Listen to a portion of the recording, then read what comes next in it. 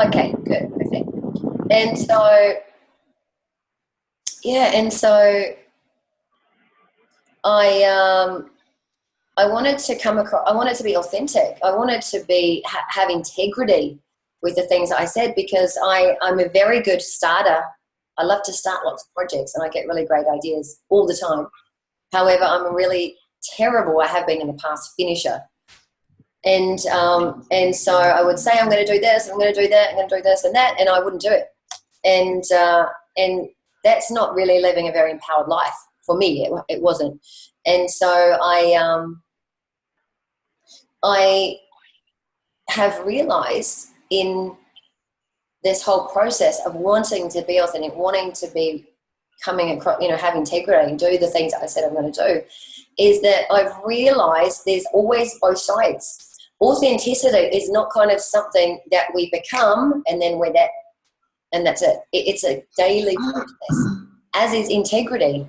And there's some days when I'm out of integrity, and there's some days when I'm in integrity, and that also is a process, and it's an ongoing process. And this is the incredible journey that I'm on at the moment, and I'm just discovering about me and about acceptance of me as a human being. And so this is just a little bit about me, because I didn't want to talk about all the things that I've done. I wanted to speak more about what I've discovered around, myself now and where I've come from as well. Because this is me showing up authentically by being able to communicate these things and be vulnerable. Because there is no such thing as perfection, as much as we try to chase that and go for that. So we're chasing something that's totally unreal. So in that, this conversation tonight around how to break through to be empowered is so important. I feel it's really, really important to share this information and to spread this message. And again, take what you can from it. It may be stuff that you know already, and that's okay. We sometimes need to hear things multiple times, and we get different things from each time that we hear it. So, hey, Laura, have you got your hand up? Did you want to ask a question? For some reason, I can't see the chat box, so I think it's because I've got my screen on. Hey, Karina, welcome, babe. So, and a really great friend of mine, he taught me an amazing lesson. He's a very spiritual, beautiful friend. His name's Ruben, and he's climbed the 7 summits. I look at him and I'm just like, wow. And he's also climbed K2. Because I think, wow, I could never do that. I would never want to do that. That's crazy. But I respect him so much, because it's amazing that he's been able to achieve that. And when he climbed Mount Everest, he summited Everest, he only just made it. And I said to him, what did you learn from that climb? What did you learn? And he said, well, I thought that I could do it on my own. I thought, this is my mountain. I'm going to climb it on my own, and I'm going to defeat this and beat it and achieve it. And I can do this. I can do this on my own. And he's a very strong, big, physical guy, And what happened was, he was with his Sherpa, and they got 20 minutes from the summit, and he was stumbling around, and the Sherpa was calling back to him and saying, Ruben, stay on the path. Like, over the edge is big drop. If you're off the edge, then you're gone. And he's just trying so hard to stay on the path and stay on the path. And again, he kept kind of stumbling off and getting off, and, foot going over the edge almost. And again, the Sherpa thought there's something wrong here, and he pulled back and came up to Ruben, and Ruben didn't want to admit it, but he said to his Sherpa, he said, I can't see. Being blinded. I'm blind. I can't see. And they were, 20 minutes from the summit, and the Sherpa said, well, look, we're 20 minutes from the summit. There's nothing we can really do right now. I can just help you get to the top, and then we can work out what we're going to do from there. And so he managed to help him to the top. They made it to the summit, and when they got to the summit, then it was not how he imagined it. because, I mean, you can imagine you get to the summit of the highest mountain in the world, you're going to be ecstatic and excited, and you're able to kind of, you know, look out to the rest of the world from the top of the world, and he couldn't see. And all he could think about was, how the am I going to get back down? And so his Sherpa was, you know, moving around, asking around if anyone could help. And of course, you know, the Sherpas that are there have their own groups of people that they've got to take care of and that they're responsible for, and none of them could help. They said, I'm really sorry, but we have a team here that we need to take care of, and we just couldn't do it. So anyway, his Sherpa said to him, look, Ruben, we're going to just have to try it. We're going to have to give it a go and come down to us. So he tied himself to Ruben, and they started the descent, and they got just, you know, not very far down. They got to part in the climb when it was like literally a descent like this, and he's kind of like, it's like a ladder going down, and he's going backwards, and the Sherpa's calling out to him, move your foot down 2 centimeters to the right, an inch lower, you know, and he's just trusting, total trust in the Sherpa that he was going to have the, you know, his best interest at heart. And he realized here, like, I can't do this on my own. I've got to rely on now my Sherpa to guide me down, and if I'm even going to be able to make it down alive, and if I quite possibly could be, you know, sacrificing my Sherpa at the same time. And so they got to a point, and he just said, I wanted to give up. I just wanted to completely give up, because I thought there was no way, and I didn't want to sacrifice my Sherpa's life. And there was some other climbers coming up, and there was a climber that came up that he'd met at one of the base camps. His name was Rupert, and Rupert was an incredible, strong climber who climbed without oxygen. And the Sherpa said to Rupert, you know, look, we're really struggling here, and Ruben can't see. We really need your help to get him back down. And Ruben's sitting there thinking, there's no way that this guy is going to sacrifice his own climb to the summit to help me get back down. Well, he did. He said, yeah, I'll help you. And the three of them managed to bring, you know, with both Rupert and his Sherpa's help, they managed to bring him down. And so what Ruben said to me was, the biggest thing that I realised is it's not about me. It's about us. It's a collective, and I can never do it on my own. I need to lean in, and I need the support of other people. And I think that was a really powerful message, not just for him in that situation, but for all of us. So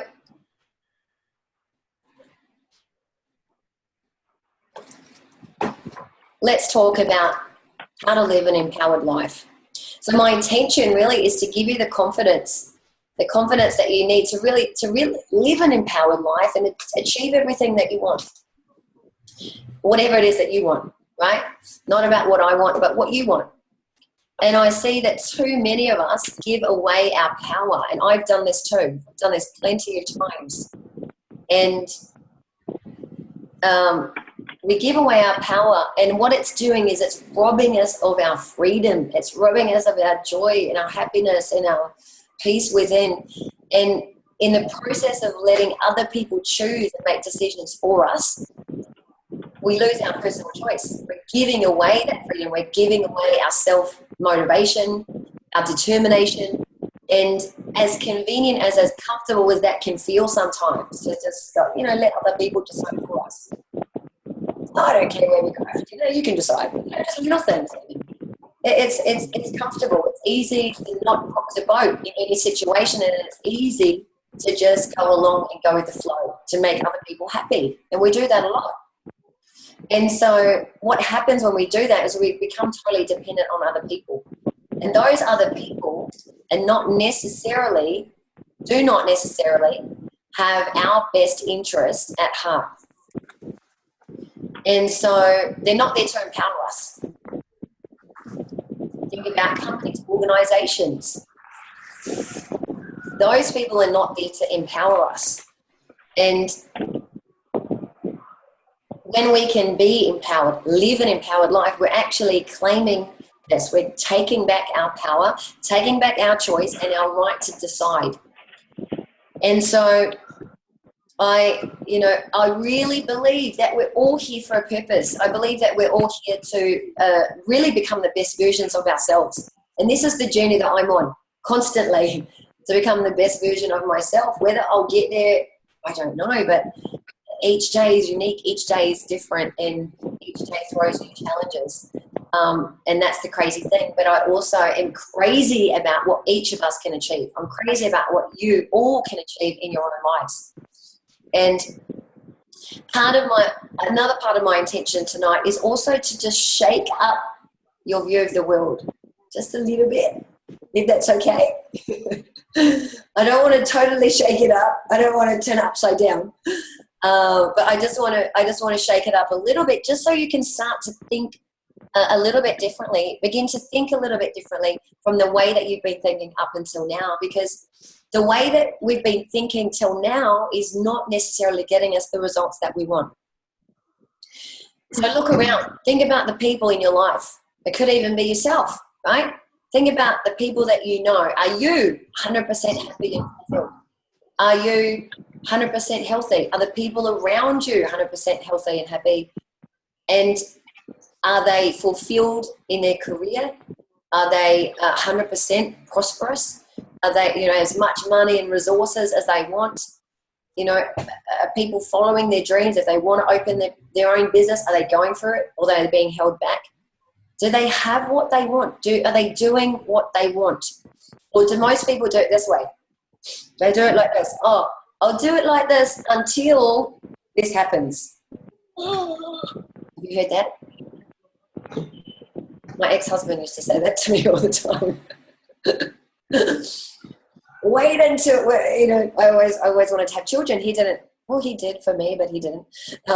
He didn't want to have kids. And so I would be constantly on his back, right? And he'd say, oh, wait until the business is making this much money. And when making this much money, right? So this was the wait until this, and then we'll do it. And then what happened? Of course, either we didn't make the money, or we got there and, he'd set the date back again. So I lived with a person like this for years. And I was like that too, right?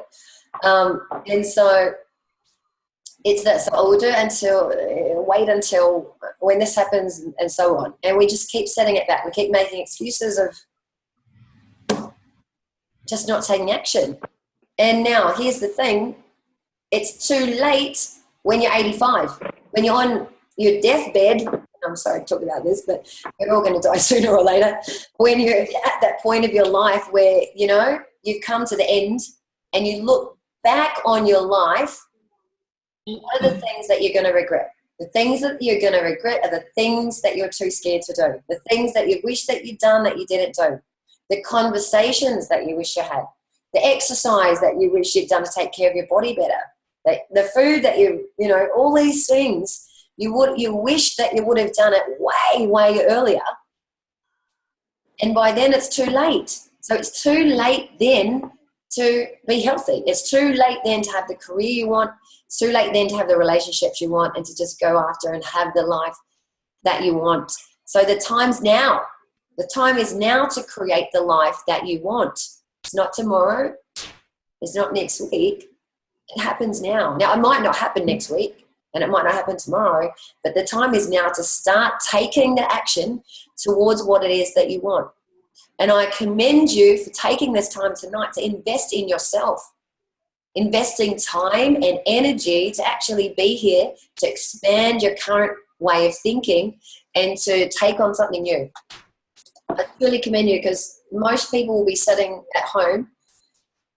They might be sleeping or, on the sofa, kicking back, just playing it safe in the comfort zone. And that's okay, but if that's okay for them, I just think that that's not okay. And I want to show up for people. I want to be a stand for you to say that it's okay to want more. It's okay to not as well. However, if there is a desire there to be better, to want more, to have better relationships, to have the career you want, to be successful in the life that you want, then you've got to do something about it. No, I'm not going to hand it to you. No one else is going to hand it to you. You have to take control of what it is that you want. No one else is going to do it for you. So I've got lots of people walking past, waving at me tonight. I'm downstairs. My Wi-Fi's out in my apartment, so excuse me if I'm a little bit distracted. But so here it goes like this.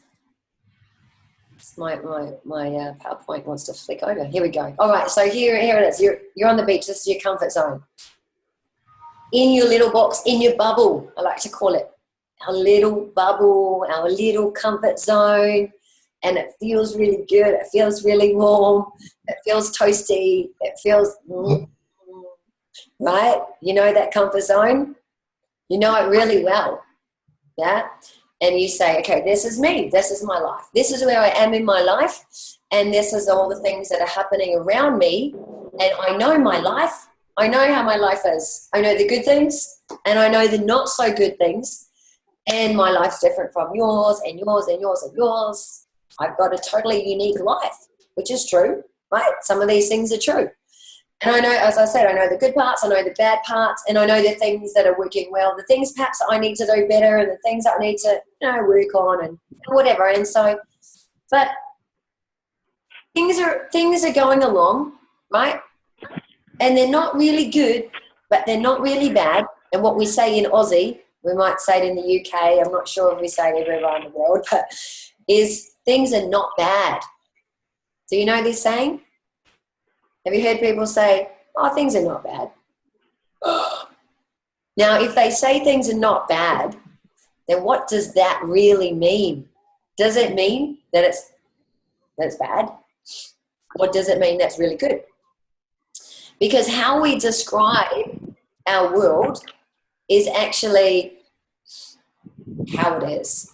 Because words are nothing but labels, that we label our experiences with certain words, right? And we all have different interpretation of words. So what it means to me is different to what it means to you. But whatever it means to you is how it's going to come, right? How it is going to come across. The way you communicate it is, and bad is generally bad in some way, shape or form. If they're good, is they bad? I don't know. But now it's just getting confusing. But basically we choose words, and those words we use to label everything that's happening in our life. And so we need to contemplate the words that we're using. But when we say things are not bad, what this is this is living in the bubble. This is living in the jar, in the comfort zone. And we call the comfort zone also the grey zone. So as you can see, it's a little bit unclear, but up here is really good and down here is really bad. And so this is the continuum. The quality of life is here and the time of life goes along here. And so if things are really good, like they couldn't be better. Finances are the best. They couldn't be any better. You couldn't have any more money. You're safe and secure in everything that you do, and family relationships, everything is just on fire, and you're totally happy and healthy, optimum, performance in every aspect of your life. It just could not be better. And so at the opposite spectrum of that, we then have really bad. And really bad is when you hit rock bottom. Have any of you hit rock bottom? I've been there. I've been there several times. And so when you hit rock bottom, nothing could get any worse. And you think nothing could get worse, and then it kind of does. Yeah, it comes in threes, right? So anyway, it's at that place in your life where things just cannot get any worse, right? And most people live somewhere in the middle, this grey zone here. Can you see that? And so we kind of cruise through life, and things are okay. They're not bad, and you've kind of, just cruising along. And it gets a little bit better and a little bit worse, and a little bit better and a little bit worse, and so on. And it just goes along like that. Now I'm going to skip to over here because this is kind of a little bit out of the order of what I want to speak about. But let's imagine we're here, so it's starting to get better. Whoa, it gets really, really good, and then, well, not quite really good, but it gets good, and then it drops back down to not bad. And then something awesome happens. Maybe we meet love of our life, or we start a new career, get a job, we start our business, whatever it is. Something really, really good happens, and we hit that peak, and we hit the highest level of our life in many aspects, right? And then when it spikes up like this, something's got to change. We have to accommodate the new, really good. So we accommodate this good part. And then as life goes on and people go back down into the grey zone, they come back down and then it's not bad again. And then something happens. Oh, we've jumped over here. We've done a bit of a 180. They went cruising through life and then boom, we hit rock bottom. Ouch. It really hurts down here. It sucks. It's not fun. And it gets really bad here. And again, we need to change because we don't want to stay down here. It hurts too much. And so because of the pain, you know, people change. We change. We change to be able to get away from that. Take on new learnings, whatever it is, and we move on. And then we come back to the comfort zone. And we continue along playing it safe again. And we can justify also why we want to stay in the comfort zone, because look what just happened. I don't want that to happen again. Right? Maybe you started a business. This happened to me and it wasn't so successful. So guess what? Back to comfort zone, go back to working for somebody else. And I didn't want to work, I didn't want to start another business. I was too scared. So I stayed here in the comfort zone working for someone else, even though I hated it. And so when we're in this comfort zone, when we're in this, you know, grey zone, again, we know our problems better than anyone else. And, you know, you try to tell people, don't tell me what's wrong with me. Don't tell me about my problems. And, I know how to deal with my problems. I know better than anyone else. I know my negative emotions. I know how to deal with them. I know how to deal with my depression. I have a friend who had postnatal depression, and I said to her so many times as a friend, let's talk. Let's have a few coaching sessions. And she said, no, I'm fine. And do you know why she was fine? It was because she was taking medication. The depression was still there. It's underlying. So she was putting a Band-Aid on it, and it doesn't mean anything because it's still there.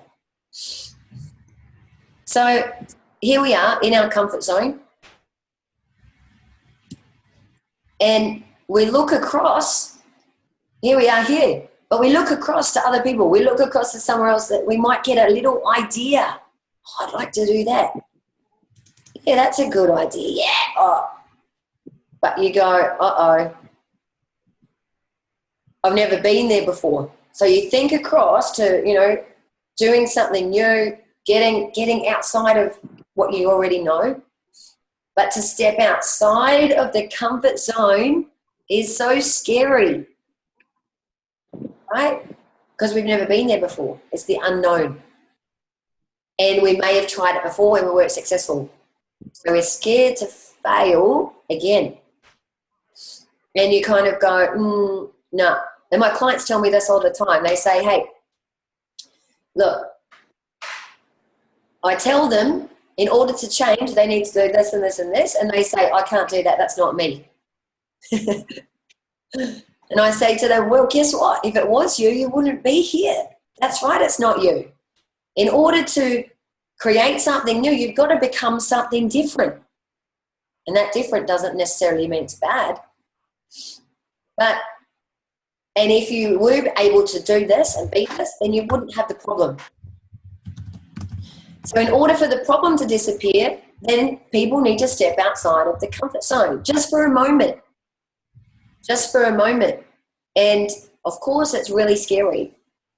And I'm doing this at the moment in my 3-month program. And what my coach calls the comfort zone is our boat. Being in our boat, right? And sometimes we've got to hop out of that boat. Sometimes we've got to hop out and just experience what it feels like to be outside of that boat. And then we can hop back in and that's okay. We feel safe again.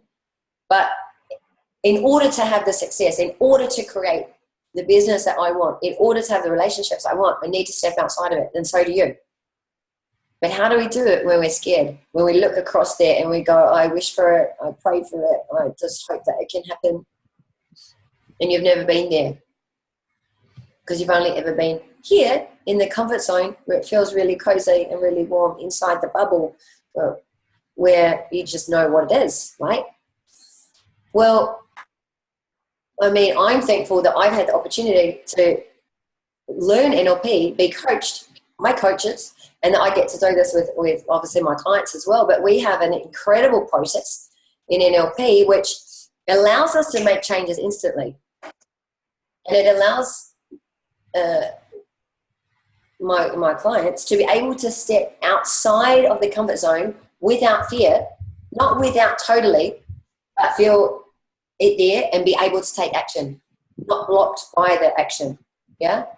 So we can go forward with new learnings into that unfamiliar place just for a moment to be able to create something new. And so we could get rid of all of the fear that you may have had your entire life. We can get rid of it so that you can safely and comfortably move out to where you want to be. But you've got to be willing to get uncomfortable. And it's kind of like this. Everyone do this just while you're there in your home there. Interlace your fingers. Just do it the way that you normally do it. How does that feel? And you just would do it unconsciously. Feels good, right? Feels comfortable? Good. Now reverse that. So take the other thumb over first and the little pinky, switch them over. How does that feel? Feels a bit weird, doesn't it? Does it feel a little bit uncomfortable? Just like that. And then eventually, if we were to keep interlacing our hands this way repeatedly, several times, then that would become the new normal. And we've expanded our new normal, our new comfortable. And this is what it's about. This is how we can create the things that we want and live totally an empowered life. So here's the basis of NLP. The basic premise is this, that all learning, all behavior, and all change is unconscious.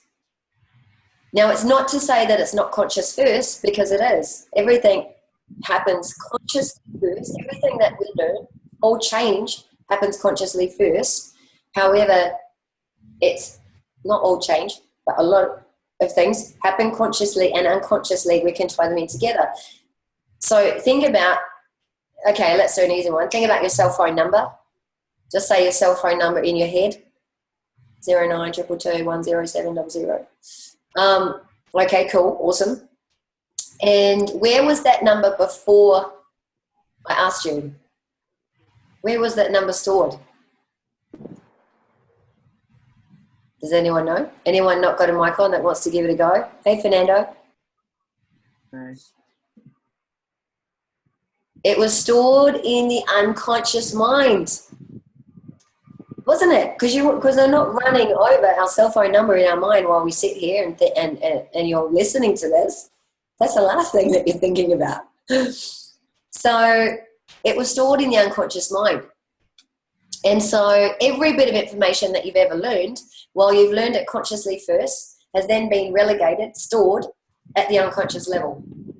So we learn it consciously first, and then it gets delegated, relegated, stored, whatever you want to call it, in the unconscious mind. Think about when you first learned to drive a car. My mum, oh my God, that was horrible. I just remember how upset she used to get with me. I don't think I was that reckless, but I probably could have been. Anyway, so do you remember when you first learned to drive a car?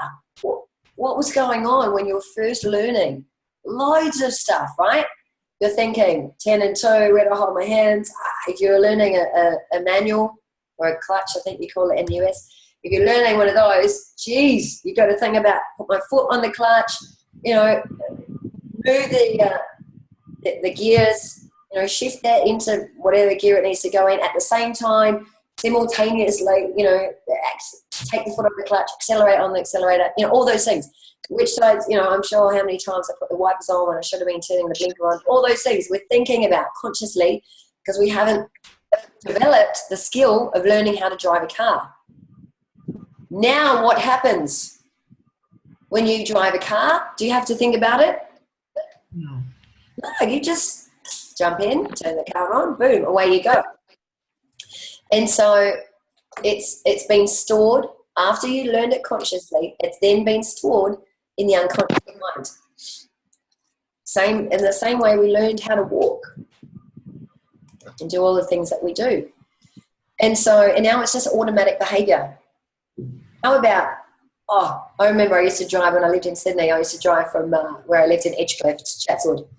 And I would drive to work, because I drove that route, every day for my business. I would drive and I'd get there and I'd freak out, going, oh my God, I don't ever remember driving here. I don't ever remember being totally aware of getting here. Can any of you relate to this? It could be even just walking down the road, and you're walking the route, walking to work, whatever, and well, this is the unconscious mind functioning, doing its thing, because it knows where you want to go. It's being taught through repetition, and then when you switch off and you go into trance, you just go there. And so all of our behavior, all the way that we respond to people, the way that we create and we don't create things, the way we interfere with the process called life, it's all behavior. And all behavior is unconscious. So therefore change is also unconscious. So with that being said, if change is unconscious, then suppose you were living with someone that did things that you didn't like. Maybe they were a bit of a jerk. Or maybe they were just an annoying husband or an annoying wife. That's part of our job to be that, I think. And have you ever come across them, doing something that you just don't like? Maybe leaving the clothes out or whatever. Usually that's my thing that I do, that I annoy my partner with. Leaving the clothes out, I never put them away, just throw them. And if you tried to tell them, look, this really annoys me that you do this, can you please stop doing it? Have you ever tried to change a habit consciously? Stop doing it, just randomly stop doing it? Well, no, it doesn't happen. How easy is it? Not easy. How long did it take? Maybe never. Or when change happens at the unconscious level, it happens instantly. Pretty cool. When change happens at the unconscious level, it happens instantly. Mm-hmm. So in the 50s, it was absolutely certain that the barrier to the 4-minute mile could not be broken. And then Bannister ran the mile, he broke the barrier. But it was people's belief that it couldn't be broken. Oh my God, right? So everyone knew that it couldn't happen except for Roger Bannister. He thought that he could break it, and so he did. Either he didn't know that it couldn't be broken or he forgot. But then Landy, only 6 weeks later, Landy, an Aussie guy, he broke it. He ran it in 3 seconds less than Bannister. So there are beliefs that people in society have that just generally are not true. And so when you hear the words that everybody knows, I was reading a book to my daughter the other day and it said these words in it, everybody knows. And I freaked out because I was like, when you hear these words that everybody knows, you've got to run the other way because it's not true. It's just a belief, and it can be most likely a limiting belief because it's not reality. It's just a belief. It's not reality. It's just a belief. So what's important about all of this? Well, what's important is that you start to think differently about what you can do, about what's possible. How cool is it when you can actually start to think about what you can achieve without limitations? I love it. I love it. Bring it on. Bring some of those unlimited goals. Bring some of those unlimited thoughts. Because by accepting limitations, right, by accepting any limitation that is put on you, on us, by society, then you just put them on yourselves. And you can't overcome those because you know that this is how it is, right? And so when I work with my clients, I'm absolutely certain, 100% certain, that they can make a change. And I must believe that. Because if I don't, then they won't. And so if I am crazy enough to believe that anything is possible, you can achieve anything that you want, anything that you set your mind to, if I'm unlimited in my thinking, then you will create the change. And you will. You will make the change. And so all we do is we limit people, and most of the time ourselves, right? When we say he will never make it, she will never make it, they can't do that. Who do they think they are doing that? That's not possible. And so actually, everyone can achieve anything that they want in life. Maybe they don't know how to yet. Maybe they don't have the resources that they need at that time, right? Maybe they just don't know, or it's unknown because they've never done it. They've never been there. They've never made that change. And so, it's unknown, but they actually have everything that they need to do it. Everything is within us. So if you make your beliefs totally unlimited about your kids, guess what will happen? They will also perform in an unlimited way. I have a client who was brought up being told that she would never be anything, that she wasn't smart enough because she was female, that she wasn't pretty enough, that she would never, just that she would never amount to anything. And it was a huge limitation. Now, she did her very best to prove that limitation wrong. And then she did kind of like what I did and try to, over accomplish in everything and prove it wrong. However, then that just brings up a whole bunch of other issues. But at the end of the day, our kids can achieve anything that they want. Of course, being realistic and so forth. But I like to be unrealistic. So here's the thing. Here's what I'd love you to do. Make your beliefs just totally unlimited, especially about yourself and especially about the people around you.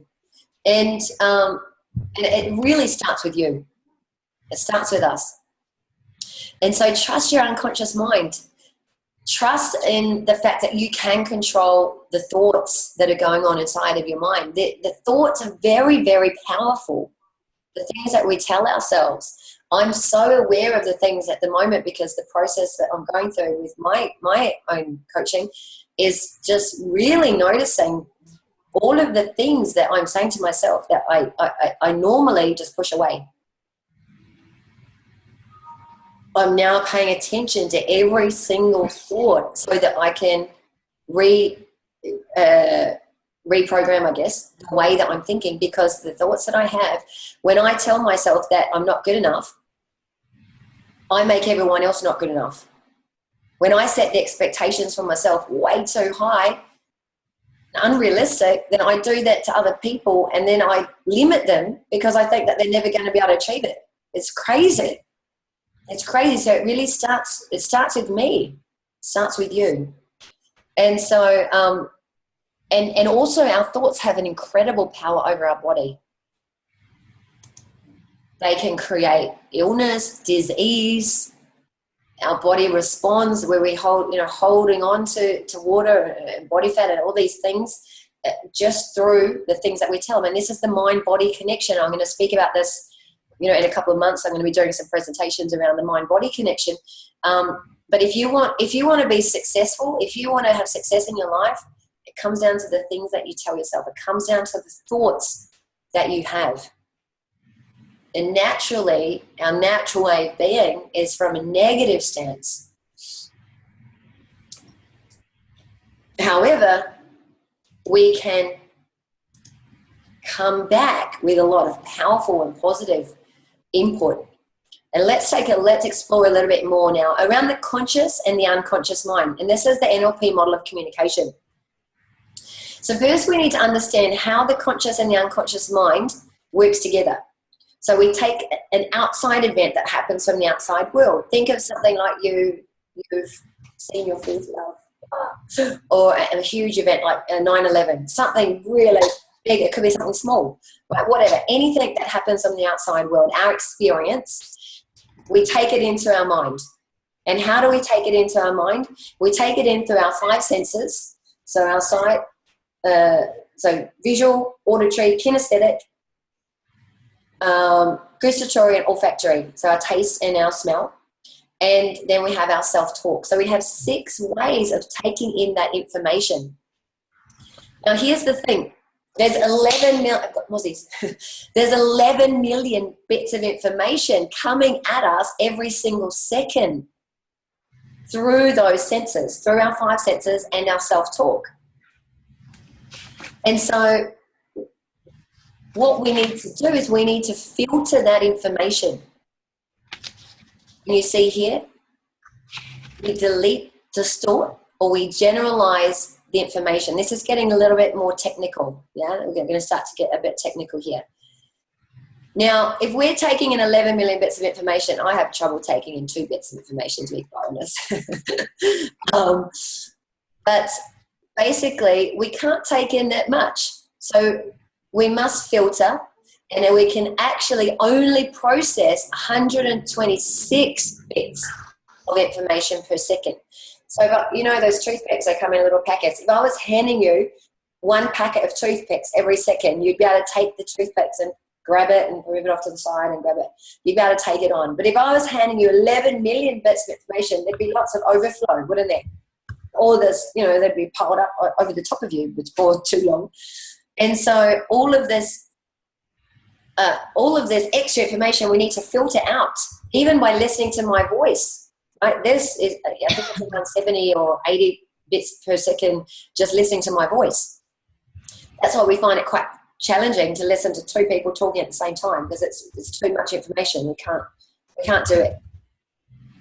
And so your mind, your unconscious mind can only absorb that. So we filter it out. So there's like 10 million plus bits of information that we filter out, and we have to do it really, really quickly, and we have to repeat the process every second. So incredible, you know, this mind of ours is so amazing. And so what do? We delete massive chunks of information. We reject things as not being possible in our world. No, that can't be true. No, reject that. And we delete it out. So if someone was to say to you,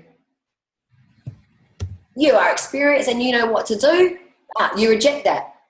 And you have self-talk that says, I don't know how to achieve anything. I don't know. I've never done that. I'm not smart enough. Blah, blah, blah, blah, and so on. And so you run their story.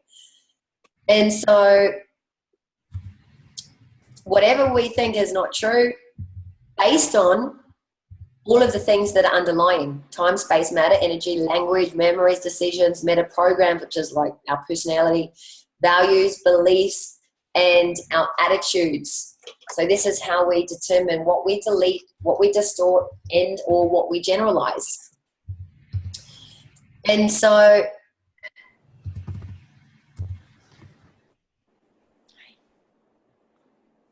they could be positive, they could be negative, they could be limiting, whatever it is, right? All of these things that are going on and occurring at the same time. Now, just coming back, we could distort information. Hey, have you ever been at a party or something and someone shared a story with you, a friend or someone at the party? They shared a story and they gave out, you know, all this, and then you went away and then you shared that story with somebody else. Was it ever the same as how they shared it with you? Generally not, because we've taken in certain bits of information. We've probably distorted things a little bit and maybe exaggerated it to make it sound even more exciting. Maybe you had a fight with somebody. Maybe you had a fight with your boss, and then you went home to share the story with your partner. And when you replayed the story back to them of what you said to your boss, it's totally different. Over exaggerated. I do that quite a lot as well. And it's just to pass on it's just really to pass on the emotion, right? So we don't do it intentionally. We're just sharing and then coming from a different space. But then, you know, once we've done this a few million times over, we kind of end up with our truth, which is not the truth at all, right? And then we just reject things. We generalize things and put them into baskets and just basically reject things that we don't believe or don't accept and so on, which is said already. So here we go. We've got 90,000. Oh, I'm going the wrong way. Sorry. 90,000 thoughts. 90,000 thoughts a day. So from the first thing in the morning till the last thing at night, we have 90,000 thoughts running through our minds daily. And generally, that's the same stuff. Generally, it's the same things with a few added little changes in there depending on what's going on in your day. However, can I ask you, how many of your thoughts are negative and how many of them are positive? And a lot of people say, yeah, I'm a positive thinker. Right, but what's really going on in the background? It's food for thought. But what happens is, when we have a thought, this is my thinking right now. So I have a thought that, oh,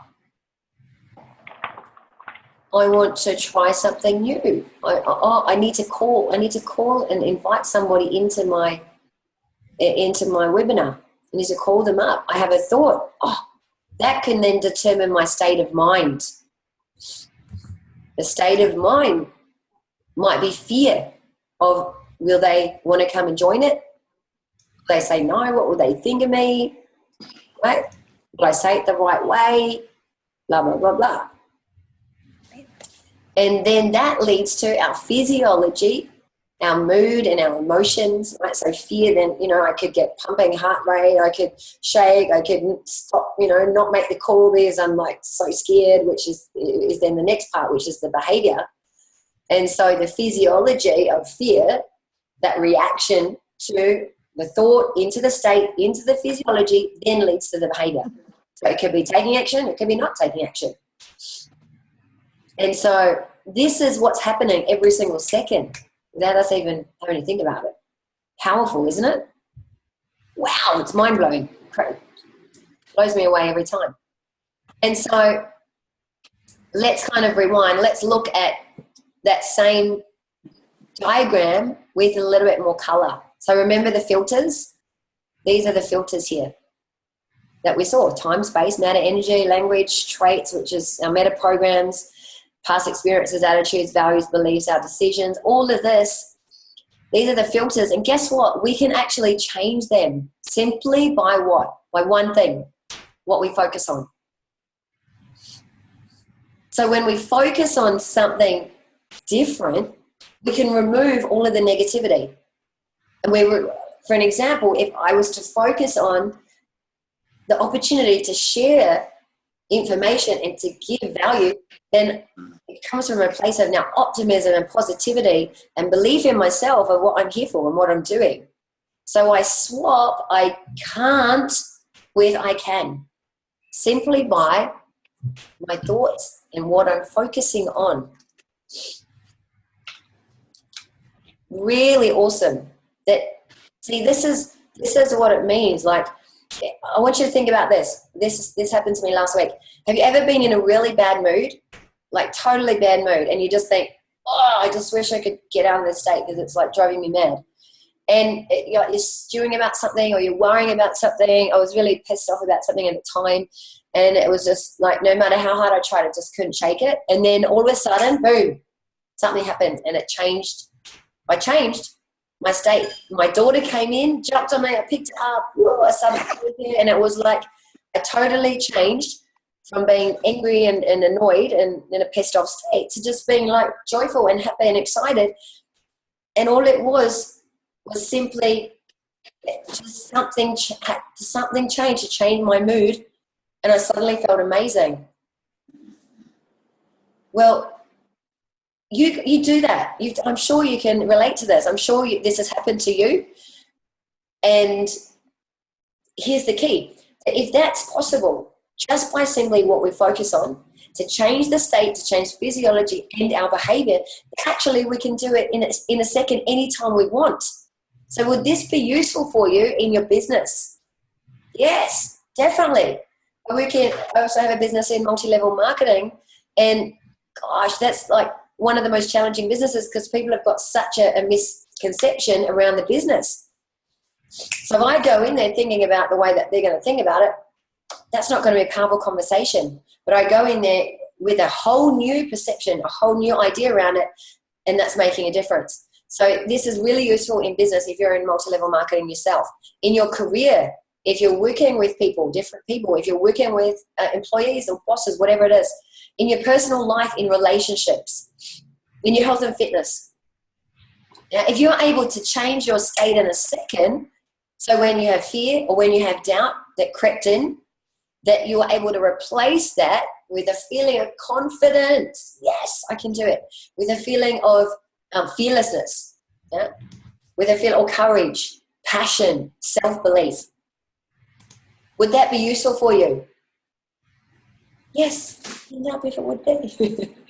Because we can control every aspect of our life by understanding this model and applying some simple success principles that will help you create the things that you want in your life. And this is awesome. I love this. I love it. I love it. I love it. Because this is power. This is what's really, again, empowering. To know that you can create the life that you want. Part of it comes down to what you focus on. And your mind is so, so powerful. I mean, look at what it does every single second. Look at what your unconscious mind does. It has a job of like 21 roles that is like storing all your memories, preserving the body, running the body, all these things. Like you don't have to think about breathing, you just breathe. Like your unconscious mind is doing that for you. And so you're in charge of your thinking. This is the good thing. But guess what? It's also the bad thing because you are in charge of it, right? And so you can't think of something that you don't want to think about without thinking about it. So if I told you not to think of a pink elephant, you've got to think about the pink elephant to not think about it, right? So every thought that you have has an influence over your body, every thought. And those 90,000 thoughts that are running through you every single day have an impact on your body. That's huge. Again, as I spoke about, those neurons that are firing, those neurons, those connections that are firing, that are connected to create the pathways that you're currently running, those things. Now, how many of those neurons are firing and working together for you now to move you towards what you want? Or how many of them are working to move you towards what you don't want?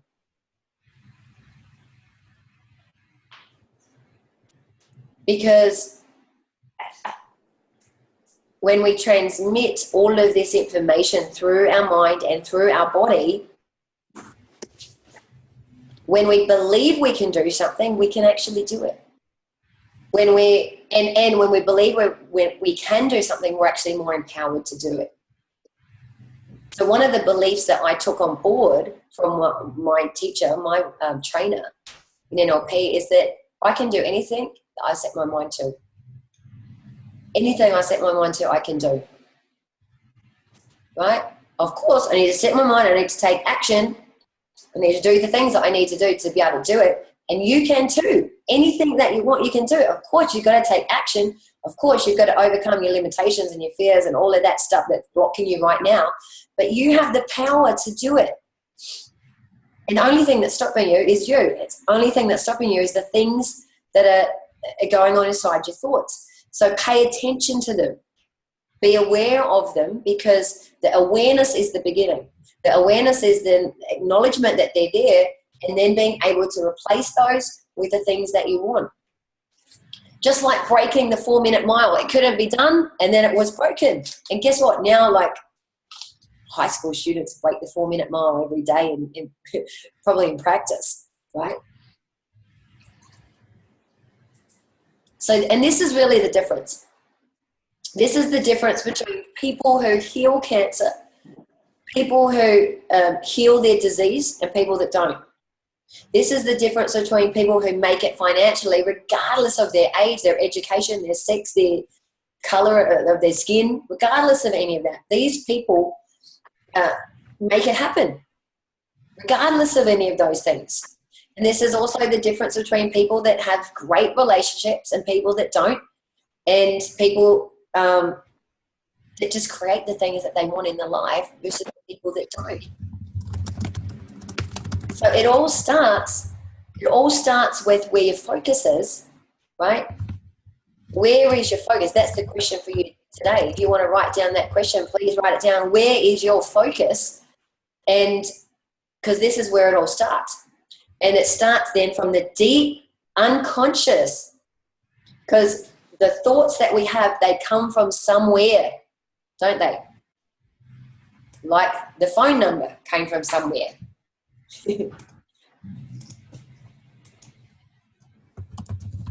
And so where do they come from? They come from all of the things that we've learned in our lives, all of the years of learning how to function, how to walk, how to run, how to believe certain things are true and believe certain things are not true. They were never ours. They were given to us through other people, our parents, our teachers, our friends, whatever. And so, interestingly enough, all of these things that we've created from an imprint period of our lives, from 0 to 7, the imprint period where we're just like learning, absorbing, building our beliefs, our values, and all of our attitudes, all of our language and everything, right? It's not ours. It's given to us. However, the thing is that now that we realize that it's not ours, that we've learned this from somebody else, that we can actually relearn, and we can change. We can change anything that we want. So I want to talk about this. This is a really strong theme in NLP, and it's if you don't get anything from this webinar, but you get this, awesome.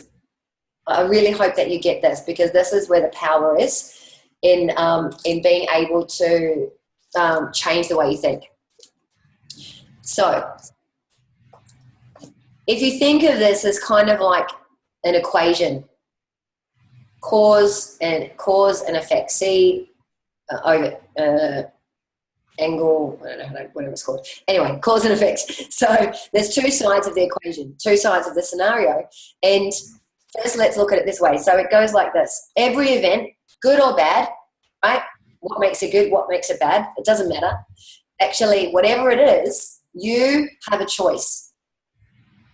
Now, people say, oh, I don't have a choice. Well, I've got clients who have been through some horrible things in their childhood, really horrible. And they say, I didn't have a choice about that, right? Or they say, the anger that I've got, the hatred that I've got, the sadness that I've got because of that, that's the side effect, right? And I'm saying, actually, yes, you have a choice. No, you didn't choose necessarily to have that happen, those horrible things to happen, but you do have a choice. And you don't know it, or you didn't know it at the time that you actually had a choice. So let's define what being at cause means now. So being at cause means that I am the sum total of everything that's happened, my whole life experiences, right? That's the sum total of that. My personal history, or your personal history, your values, beliefs, attitudes, personality, right? All these things, all these life experiences and time, space, matter, energy, all these things. Now, the key words here is that consciously and unconsciously have brought you to where you are today. So I'm going to say that again. The sum total of all of your life experiences, consciously and unconsciously, have brought you to where you are in your life today. All of your choices are based on everything that I've mentioned, and they've put you where you are today. And that's what I mean by being at cause. So now, unconsciously, you may have created stuff, things that you just consciously not aware of, right? Everyone does it. And you didn't actually know, you didn't have a choice in the matter then. So how does it work? Well, here's kind of one example of in a real life situation. I have a client, and she constantly said to me, I'm not happy with my business. I never have enough, not making enough money. Even in my career, like she's a consultant, and she worked in the fitness industry, and she said, I never have enough. Like I get a job, I go and do the job, I come back home and I've got some money this week, and then next week I don't get a job and I've got like zero money. So I never have enough, right? Or it's just enough. And all the relationships that I have, I just make lots of dickheads. And they're just not the people that I want. Like they're just, no one's right. It's like they're never enough for me. They're never enough. And so I continue to, again, call her out and say, look, let's do some work. Let's do some sessions together. And so what came about, again, in this situation was that she was focusing on what she didn't have. She was focusing on the fact that she had no choice in the matter. Oh, yeah, I'm just waiting for my clients, the company that I consult to give me the work. I don't have a choice. They give me work or they don't give me work. Or, I meet guys that are just idiots. She didn't think that she had any control over who she was meeting, or that perhaps she was attracting those types of people.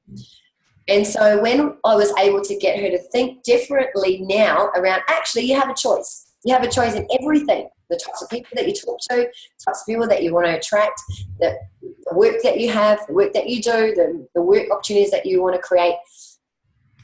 And so what we needed to do was move her from being at I haven't spoken about that yet, but being at that opposite side, being at the effect side, because this is what she was at. It was like, I'm going to push everything outside of me and say that it's not me, it's all of them. They're the problem, right? She was pushing everything outside of her and saying it was all because of everyone else and not because of her. And so when I was able to get her to go, yeah, you know what? I had a choice. I have a choice now.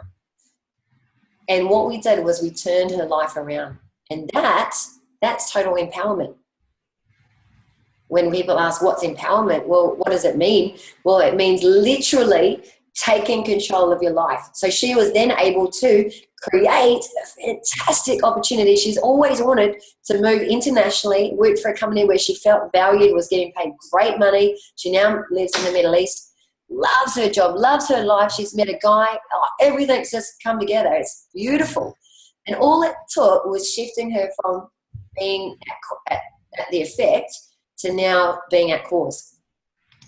So it's a really great question to ask yourself now. Ask yourself consistently, and I do it all the time as well. I have times in my life where I'm like blaming people, justifying, feeling sorry for myself, and I'm at the effect. So the question is, where are you at in your life right now? In this point, in this moment, am I at cause for the things in my life, or am I at the effect for the things in my life? So being at the effect is lots of reasons. It's lots of excuses, reasons why you didn't get what you want to get, right? Oh, I haven't got that job because I'm not skilled enough. Or I didn't get that relationship because I'm not good enough. I'm not the type of person that person wanted, or whatever. It's like all these reasons and excuses, and we blame others, we justify, we criticize, we live in fear, we live in scarcity, like there's not enough of anything, like all of these things as being at the effect. And it's just excuses and reasons. And you can have reasons or you can have results, but you can't have both. I love this saying. I love it. It's a great one. You can have reasons or you can have results, but you can't have both. So which one do you choose? Which one's going to get you to where you want to get? It's being at cause. It's finding solutions, and it's taking full responsibility. like 100% responsibility. Even though you didn't do it to yourself, you can take full responsibility for all the things that happen in your life and understand the meaning of them. When you get the meaning, then that's power. That's total empowerment, and you can move forward. And in the process of working with my clients, I use a process called timeline therapy, or creating your future, if you don't want to use the technical jargon for it. And in NLP, it's all about making a change. It's about moving you from the effect side to moving through change through the internal representation that's going on, that's occurring for you, and changing those things that happen to you so that you become now the creation of what you're seeing in your life.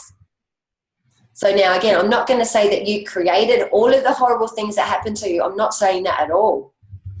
I'm not saying that at all. And what I'm saying is, though, that you are the sum of all of your conscious and unconscious choices that have led you to where you are today.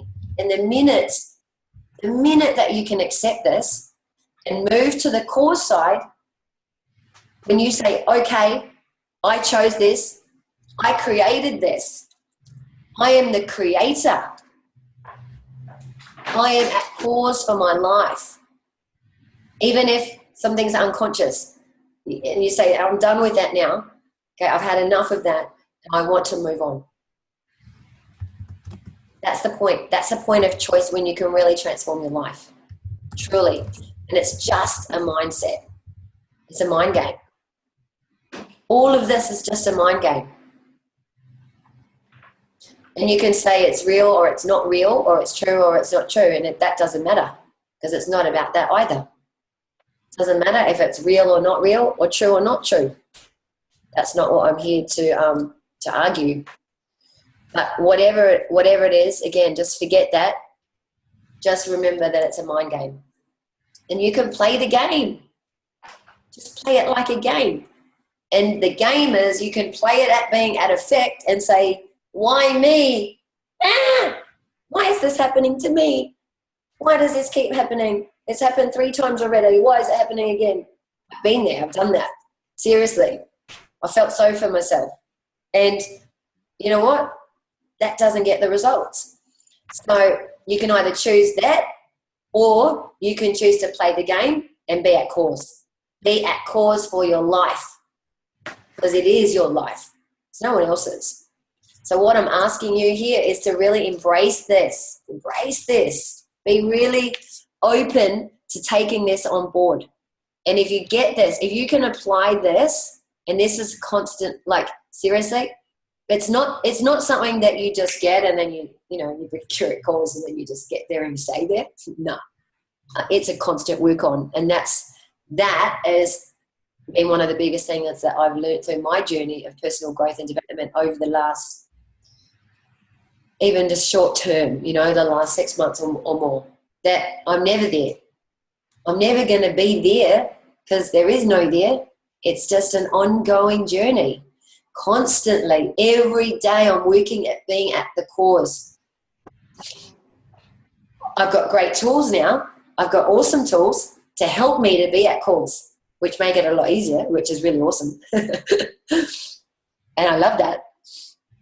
But play the game. Play the game by being at cause. And so embrace this by taking this on as learning. And learning is always the key, right? There's a never-ending journey of learning and growth. And I think this is the exciting part of life. This is what makes life interesting. Because I always used to create drama in my life. I remember saying, why is my life full of so much drama? Hello, you're creating it because you're bored, right? And so now I realize I was creating it because I needed challenge. I needed something. Well, now my something is this. My something is being at cause, the challenge of working to be at cause and to take full responsibility. This is power. This is empowerment. And this is my stand to tell you that you have it within you.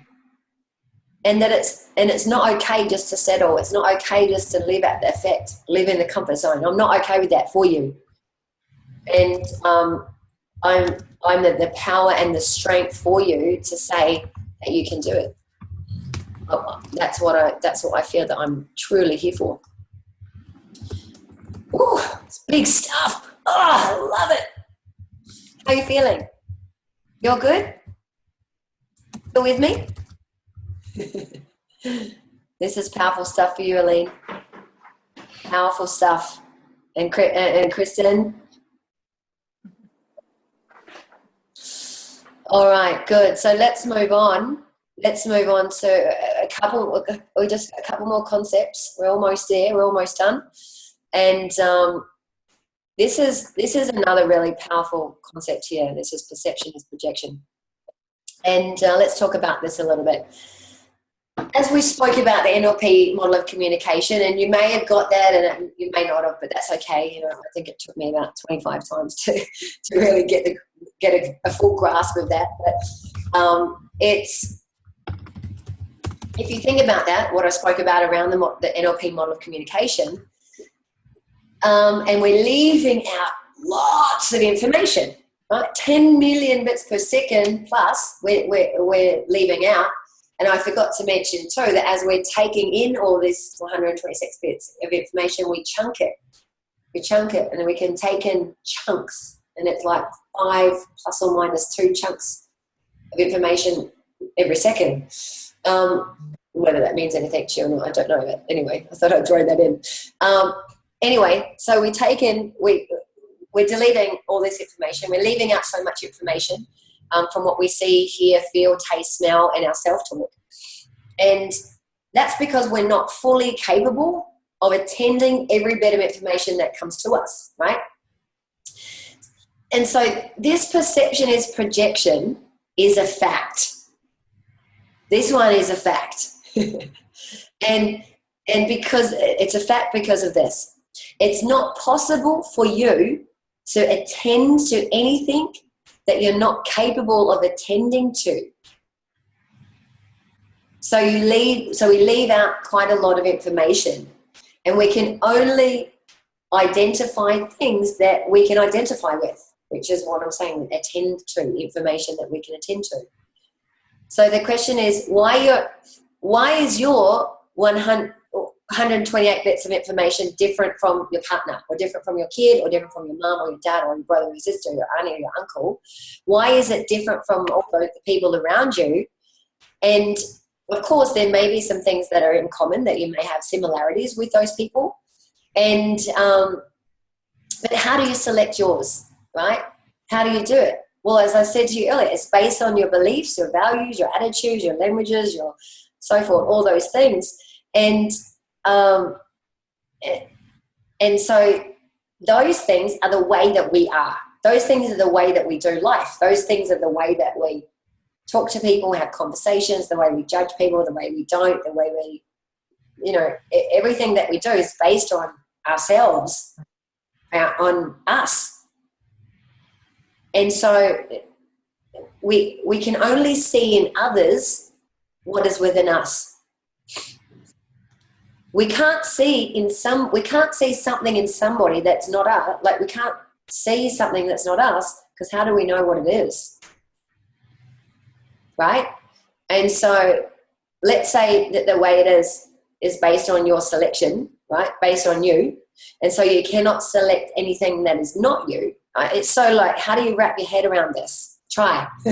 Just try to wrap your head around it. Anything that's not you, you can't see, you can't identify, you can't notice. The things that are you, you can see in others. Now here's the kind of like aha moment. Is like, whoa. When you look at other people and you see things in them, you'll be able to see what's happening in them, because that's happening within you. So when you see other people being at the effect of their life, you can see that because you're at the effect of your life. You're not being at course. And so if you look around at the people around you, this is going to tell you a lot. And Carl Jung, he summed it up beautifully, very nicely. And he said, what we tend to do is we marry our unconscious mind, and then we project out onto her all of our unresolved stuff. So that explains a lot, doesn't it? So all of the stuff that we've not dealt with, let me translate it. All of the stuff that we've not dealt with on the unconscious level, it's kind of like this. It's like an ocean. The ocean, we can see the waves, we can see the sand, we can see, you know, a little bit of what's going on, but we can't see all of it. This is the conscious mind. We can see all of this. Underneath the conscious mind, like in the ocean, under the ocean, there's the tide and the activity and the life and the rip and all the things that are going on that we can't see. This is the unconscious mind. There's so much operating underneath that we can't see. We have unresolved stuff underneath in the unconscious. And so when we have anger, guess what? We project the anger out onto everyone else because it's unresolved within ourselves. Oh, I was so good at this. I was really good at this. And when I was living in Vietnam, I left Thailand. I finally separated from my husband at the time, and he was now my ex-husband, and I moved to Vietnam. And I took a new job that I didn't want to take. I took it because I was in my comfort zone. I knew how to do it. I knew I'd be good at it. Why not? Okay. Didn't want to live there. Didn't want to do it really, but I went against that, and I went there. And I had a lot of anger against the things that happened in my relationship. So I went there with anger. And guess what? I projected all that out onto everybody else. Everyone around me was angry and aggressive, like really aggressive. I was aggressive too. I had like almost three punch-ups with three different taxi drivers, like literally outside of the car, like pushing, you know, like people had to kind of come to the rescue. Not good at all. I kind of thought to myself at this point, this is something wrong here, right? This is really dangerous. This is really not good for me to be this angry. And so but I didn't get it until I did my NLP training and I got taught perception is projection. And then I was like, oh my God, like I get it. But I had lots of reasons, and I was at the effect, right? I was like, yeah, all the people here, they have a right to be angry. You know, they had the war and all the, you know, all the stuff that happened against them, that, you know, and so they're just so aggressive and angry about all of that, and they think I'm American, so they take it out of me, right? You know, all this story, all these excuses of why they were angry, when really it was because of me. So I was putting it out. I was projecting. I was pissed off to be there. I didn't want to be there. Every time I travel back from being outside, I just, you know, project it on and get all these angry taxi drivers. Well, on the way home from my NLP training from Sydney to Vietnam, I said, you know what, that's it. I'm going to change it. I'm going to change the way that I think about living in Vietnam. And you know what? It literally changed in a second. I couldn't believe it. Well, I could, because I was like, this is freaking awesome. This shit really works. That was the first thing. And then the next thing was, it really was true. Like when I started to say, you know, I really appreciate being here. There's so many really good things. I can focus on the good stuff. There are some really lovely people, blah, blah, blah. Well, then I started to get really helpful people, positive, funny, happy people that just really wanted to help me. And it just totally changed. And that was my proof of perception projection works, because I experimented it. I did it. I lived it. I did it myself. So I invite you to think about this. When what you project onto other people, when we project onto total strangers as well, right? Our impatience, our whatever, like, you know, then we come across other people that are impatient towards us, and then it gets all messy, whatever it might be. But you're going to notice things, and what you're noticing, like the little kitty cat looking in the mirror, it's gonna come back at you like tenfold. He sees is that a lion or a tiger? He sees a lion coming back at him, right? But it's just a little kitty cat. So that anger that might be coming back at you, the sadness that might be coming back, whatever it is that you're seeing in others, then this is like flashing red lights, like ambulance sign going off, like pay attention here. This is a message. This is a sign that you have this. This is within you. And when you're rejecting that part of you, you're not accepting that part of you, then it's always going to be there. And this too has been a massive shift for me over the last 7 weeks around integrity, like I started with in the beginning, around integrity, because I was like, you know what? I say things I'm going to do and I don't do it. Then I feel like I'm full of shit. Well, I didn't mean to not do it. Like, I really wanted to do it, but all my stuff got in the way and I didn't do it. But then I didn't tell anyone I didn't do it and, and recommit, or I didn't, like, talk about it.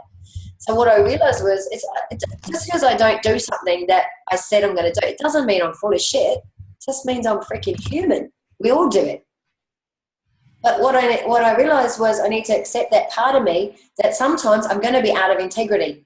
But what I can do now is communicate it and say, I didn't do that and I recommit here. And then I'll be back in integrity. And every day I'm probably going to go in and out and in and out, in and out of integrity and of authenticity and all of that. And it's going to happen, and it's a constant journey every single day.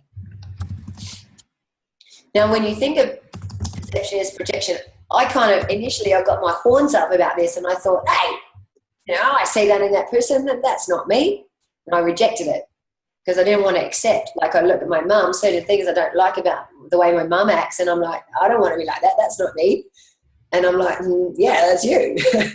And so it was like quite confronting. And so you might feel that as well, like, or you might go, yeah, I can totally get how I see, things in others that's actually within me. And so Jung also would say the person that is most likely you, this person that you see, is most likely you. So what we do is we leave out information and we leave out the not you. Language and linguistics. If this is really confusing to your conscious mind, it's okay, because your unconscious mind's getting it. It's smarter. It's a bit smarter than conscious. Well, it's not really, but it is. There's no right or wrong, right? Okay, so the fact is that we can't see anything other than who we are. So digest that, contemplate that and think about that over the next, couple of days. And remember, as I'm saying here, that it is you that created it consciously. And remember cause and effect, right? We spoke about that just a moment ago. So remember this. What I'm saying is that the way that you selected the 128 bits of information, it's based on your neurology. You can't select something that's not you. So you select those things, you select that is not you or from somebody else because it doesn't fit into your neurology. So we don't see, as it says at the bottom, we don't see things as they are. We see them as we are. So we can never actually really see who somebody really is because we're seeing it from our perspective, not theirs. Interesting, isn't it? And then what we recognize outside of ourselves is what is within us, is inside us. Because otherwise we wouldn't know what it is. So what is outside of you is really you. And this is big. This is really big. So the moment a projection occurs, you have a engagement with somebody, connection with somebody. The moment a projection occurs or a judgment occurs about someone or something else, it's actually coming into your consciousness. It's your perception. Totally your perception. Whew. Good. Now, I don't know if you have asked any questions as we're going along because I can't see the comments box because I've got the thing up. But I'll check in with that when I wrap this up. So, all right, good. Let's wrap it up. Now, here's the thing. All of these things I've been speaking about, right? Being at cause, perceptions, projection, is controlling our thoughts, all these things. Now, there can be things that are stopping us from being able to constantly be at cause, right? To be able to really be at 100% responsibility. And these are things such as negative emotions and limiting beliefs, such as things like I'm not good enough, I'm not worthy, I'm not smart enough. I can't do that because I've never done it before. I don't know how to do it. And negative emotions like anger, sadness, fear, hurt, guilt, many others. So, shame, blame, rejection. There's loads of them. Well, as a coach, when I work with my clients, we have an incredible process, as I mentioned before, timeline therapy, to actually clear those, to get learnings, to get meaning from all of the things that's happened in the past that we haven't got meaning from, that we're still at the effect from, because we're still going, why did that happen? Why did that happen to me? So what timeline therapy helps is to get meaning from all of those things on the unconscious level. So when we get the meaning, we're able to let it go. Still there. We're still always going to have negative emotions come up in the future, because negative emotions are great. They're communicating to us that something's not right, that something's up, and they're there for a really powerful purpose. And through when I work with my clients, and I'm going to offer the opportunity for some of you, if you would like to take the opportunity to work one-on-one with me, then this is the process that we would be doing to clear the negative emotions and the limiting beliefs. So what I want to offer to you guys, and this is really rare for me to do this, is I have 6 spots open, only 6 spots open over for this next 6-week period for one-on-one coaching opportunity, 25% off what I'm is the usual investment for my clients. So it's $120. This is US dollars per week for 6 weeks. And each week, we for the first 2 weeks, basically, is you talking, you sharing, you really getting clear around what are the problems, what are the things that are rising for you, and as you bring those things up, I do lots of listening. So you really get to be heard and share what the things are that are coming up for you through the first 2 weeks of the process. After that, week 3, we then clear 2 of the big, negative emotions, and we then, immediately you start to feel lighter. Immediately you start to feel empowered. Even in week 3, as it starts to get a bit juicy, when you start to really get these powerful learnings, and it really is a powerful process. And people are kind of a bit skeptical in the beginning, because it's like, how can I get rid of the anger that I had in my past with in 5-10 minutes? It happens, and I have 100% success rate with my clients. So, and then week 4, it gets even juicier, and then we go into another 2 negative emotions, and we get the learnings and the meaning from all of this through the process of timeline therapy. And again, more light, more love, more meaning coming into you, and you're going to look at things with a totally new perspective and start to see opportunities, start to really embrace new opportunities, and start to create the change that you want. As we get into week 5, we clear the final 5th core negative emotion, and also the biggest limiting belief that you have. Could be I'm not good enough, could be I'm not worthy, could be whatever. And we clear this also, and it's like, wow, that's a thing that's been kind of controlling me my whole life, and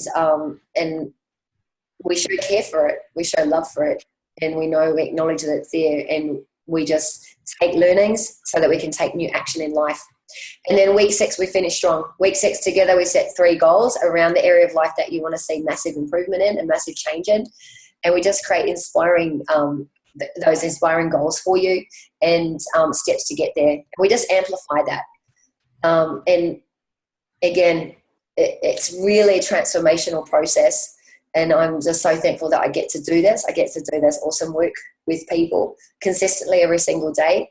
And yeah, so if this sounds like something that you would like the opportunity to do, as I said, I've got 6 spots only available, because I'm so solid with my work at the moment and my clients and so forth. But then this is available for you. And basically I give you 24 hours to take action and commit to it if it's what you want. If it's not, totally no obligation at all. I hope that gotten value from tonight, and you've been able to take on board some of these powerful, powerful concepts to really live a totally empowered life. If you're ready to kind of step it up and create bigger change in your life faster, then please take this opportunity, because I know that it will make massive change in your life. And if you can change nothing, then nothing will change. Thank you so much, guys. Thank you so much for being here, for your time. I'm happy to hang around and answer any questions if you have any. And also to touch base with you, over the next couple of days, if you've noticed things. I would really love to hear how this has benefited you in any way, if it has. And I see there's lots of chats, and so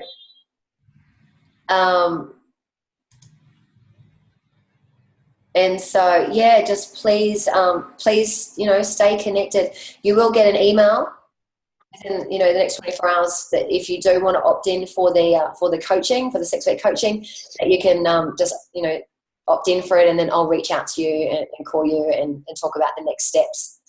Now I can see the chat. I can see all of these great conversations that were going on that I didn't get to see as it was going along. Does anyone have any questions? Anyone have anything that they are dying to ask? Or what did Kristen say? Oh God, I hope I'm not like Trump.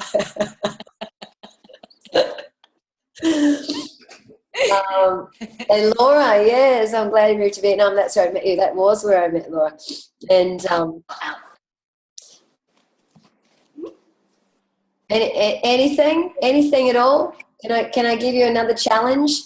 I'm going to give you all a little challenge. Over the next 2 days, can you just do something in any area of your life, any area that scares you? Now, when I say scared, I don't mean like, scared as in like that kind of, step in front of a car or anything like that, or, jump in front of a tiger's, cage or anything, but just something that makes you feel uncomfortable. When you get that feeling of uncomfortableness, of like, I know I want to do this, and I know I need to perhaps do this, and I'm like resisting it. That's enough. Like that's fear. It could be potentially holding you back from doing something. It could be a conversation, maybe talking to someone in your life that you haven't spoken to for years, or you've not been on good terms with, or it could be, a colleague or something. Then whatever it is, if you can do that, then I'll be really stoked. I really feel like I've been able to impact you in some way. And of course, by taking on these concepts, especially by moving into being at the cause for your life, this is the biggest thing that will help you break through to live a totally empowered life. No questions? Thank you. Later. And see you, Karina. Thanks so much, babe. Yeah. All right, guys, I'm going to end it here. Much love to you all. Appreciate your time. And I look forward to keeping in touch with you. Bye-bye.